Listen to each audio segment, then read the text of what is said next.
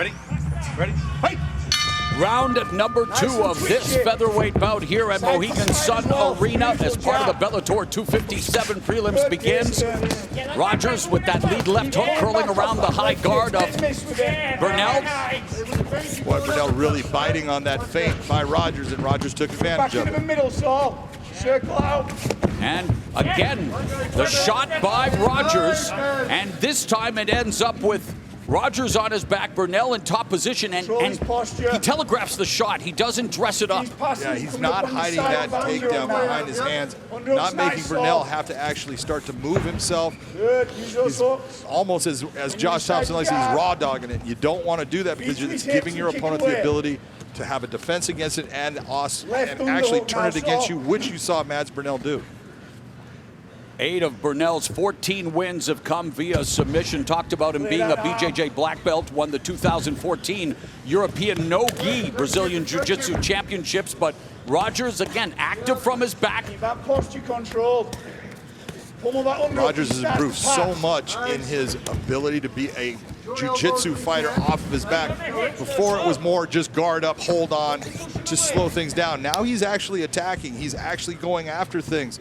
He's creating situations where Burnell has to defend in the top position. Right now, looking for a Kimura. Brings his head up now, get your underhook. And you know, we talk about Rogers being a pain in the neck, John. I mean, 5 rear naked chokes, a Darce, an Anaconda, an inverted triangle, a north-south choke. If it's a choke, he's done it. If it's a choke, he's done it. And then in reverse, Mads Burnell, you talk about that pain in the neck.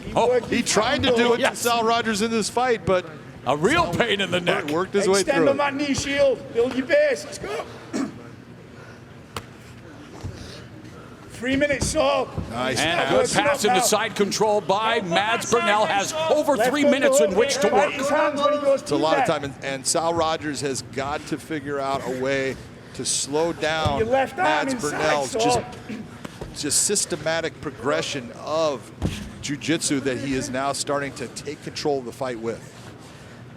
Standing on that knee shield. Nice wrist control by Mads. That's what allowed him to roll it back onto the canvas.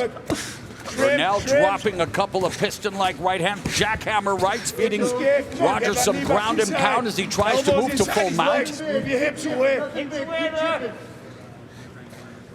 Yeah, a lot of people are going to look and say this is mount. It's not. He doesn't have the hips over the hips. He's on top of the legs. Now riding his back, and again, hammer fist. Peppering Rogers, trying to make life as uncomfortable as possible. That nice little wrist grab you saw right there as he reached and grabbed the right wrist of Saul Rogers. Smart move by Mads Burnell. It's great control. That's something Ryan Bader loves to do when he gets someone against the fence.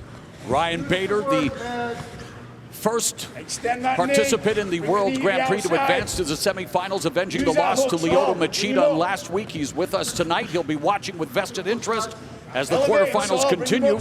Coming up at 9 Eastern, 6 Pacific, Bellator 257 on Showtime. Mads Burnell going to work here on Saul Rogers. Beautiful shoulder pressure by Mads Burnell. A lot of people aren't going to understand how heavy he feels and how much pressure is on the neck of Saul Rogers during that little series. Keep fighting those hands. Burnell dominating the ground game here in the second, stands up. Rogers giving up his back again against the fence, though, and Burnell continues to try to soften up Rogers, looking for a potential submission. And he's got it right now. He's got that arm in position. He's locked up the right way. He was going palm to palm. He can get this right now. That is tight. And that's it. Mads Burnell records his 9th submission win, improving to 15-3 and 2-0 in Bellator MMA. The number 10 ranked Mads Burnell just submitted Saul Rogers. Rogers tapping out for the 3rd time in his career.